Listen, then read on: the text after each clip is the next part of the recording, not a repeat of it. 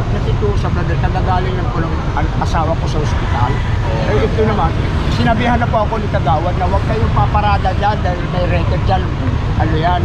Eh kanina po sabi ko, eh ano muna ako dahil yung asawa ko nga nag-album. So binigay ko yung gamot. Dito na lang, hindi na ito po ha? Huwag naman sir. Dito na lang. Lisensya. Pambili lang naman ng gamot ng asawa. Boss! Kilala ko naman si Kagawad sir eh. Awa o yan o. Oh, lamig to. Nakapark ka na talaga. Tigit na lang tayo. Tigit na lang. Awa naman kayo sir. Pambili ko na lang ng gamot sir. Kilala ko na po. Eh kasi nakapark po kayo dito.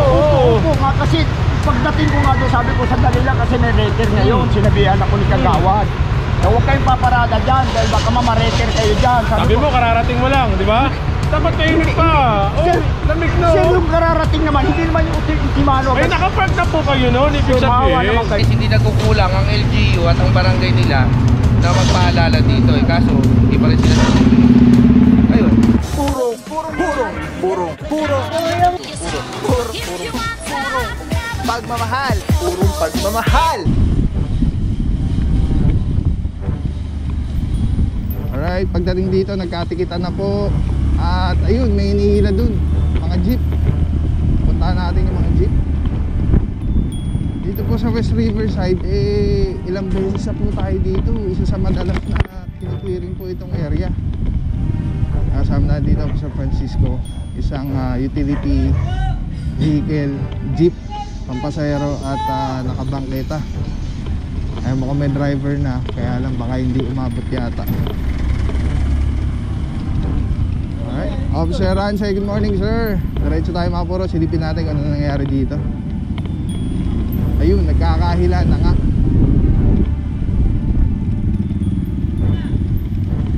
Ito po ay Barangay San Antonio, kung di ako nagkakamali. At ayun, namimiss natin no, Officer Esteban. Ayan, miss you bossing. Kaya mga puro, ito may driver na. At tinik yata sa oras, pasok sa 6 minuto, ticket na lang po yan. Sama si Officer Arugay at Officer Starea. Tingnan natin kung meron pa ditong inihila sa dulo.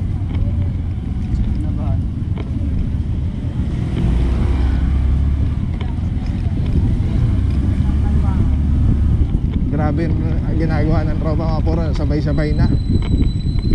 Dito merong isang van, ayan, tinitikitan na ni Officer Galemag. Pagdating naman dun sa dulo, ayun, gusto natin i-cover lahat. Pero makita nyo, talagang sabay-sabay na siya. Hindi siya yung isa-isa.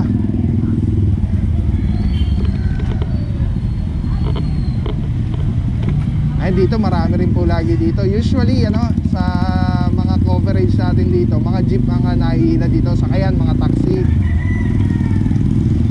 Ito, may taxi dito. Isa, dalawa.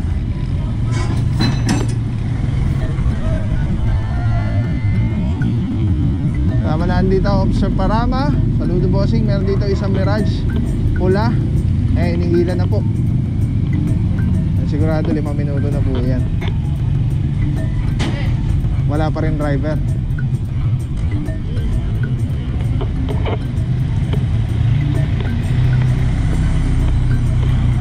Dito mga puro mga taxi.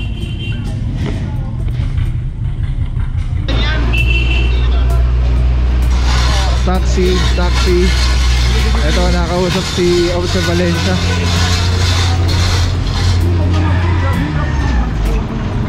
Dito na lang, hindi na ito po ha? Huwag naman sir. Dito na lang. Lisensya. Pambili lang naman ng gamot ng asawa.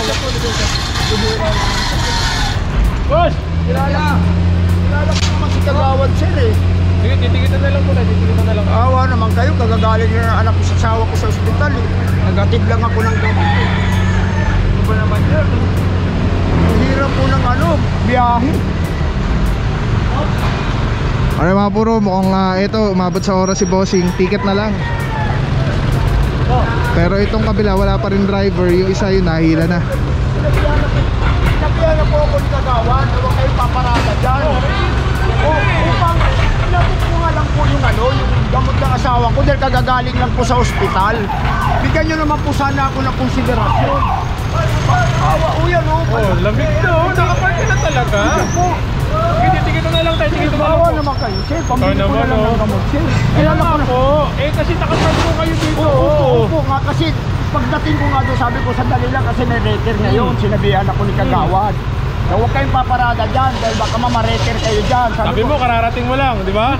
Dapat mainit pa. Oh, Sir, lamig na Sir, oh. yung kararating naman, hindi naman yung ultimano. Ay, nakapark na po kayo noon. Ibig Sir, maawa sabihin. naman kayo, Oh, sir. sige, titigitan na lang muna natin. Laki na, pasensya po. Sir naman, maawa naman kayo sa akin, sir. Kagagaling ko Pasensya na kayo tayo, kasi yun oh, katabi mo yun yan, nireker po ha.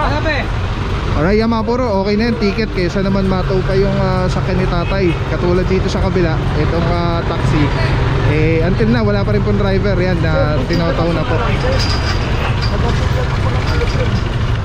Hindi, ang akin naman, sir, ito din ako natitusap na dahil kagagaling lang po ng asawa ko sa ospital. Ito naman, sinabihan na po ako ni Kagawad na huwag kayong paparada dyan dahil may record dyan. Yan. Kanina po, sabi ko, nag-ano muna ako dahil yung asawa ko nga, nag-album. So, binigay ko yung gamot.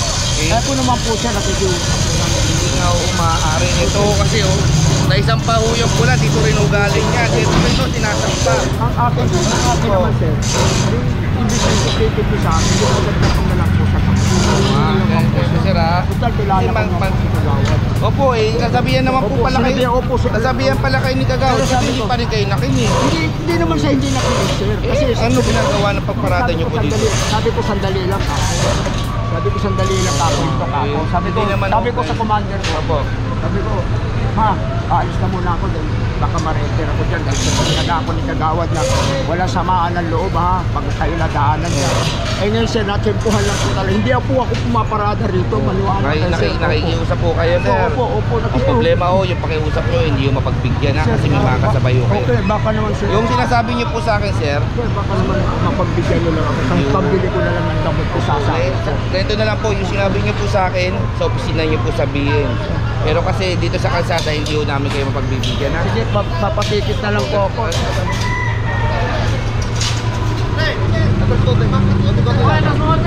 Ito na yung lisensya.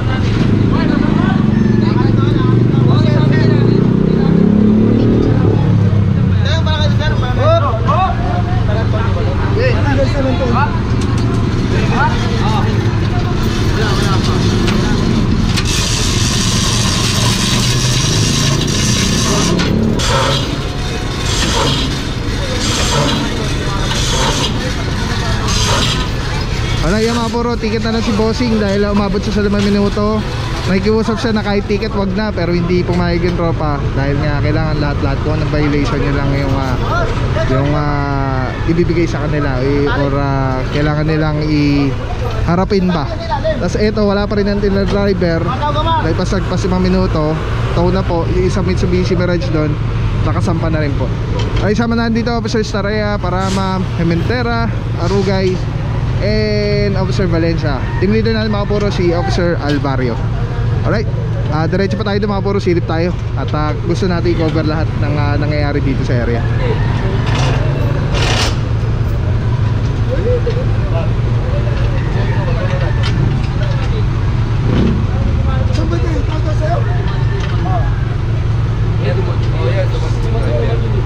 Ano sir, barangay San Antonio lang to? Walang iba? Barangay San Antonio, West Riverside to, West Riverside. Alright, yan mga puro. Sama natin Officer Arugay. Good morning, bossing. Good morning. Mr. Good Guy. Yan, saludo rin na Officer Arsenal. Boss, kamusta sitwasyon natin ngayon na kamusta kinakanak natin clearing operation? Follow-up operation to sa Halong Mabuhay Lake na West Riverside, Barangay San Antonio. Parang hindi pa rin sila natututo. Sabi nga nung isang taxi driver, na ano daw, pinagsasabihan daw sila ni Kagawad na baka magkaroon ng clearing operation. Huwag silang pumarada dito. Yun, tulad nung kanina, inabutan ng clearing operation. At least hindi nagkukulang ang LGU at ang barangay nila na magpaalala dito. Kaso, hindi pa rin sila nasusunod. Ayun. Sorry. Sorry rin. Alright, thank you so much Officer Arugay. Saludo mga bossing. Alright, yan mga puro, no? At ayan na nga yung sitwasyon natin dito.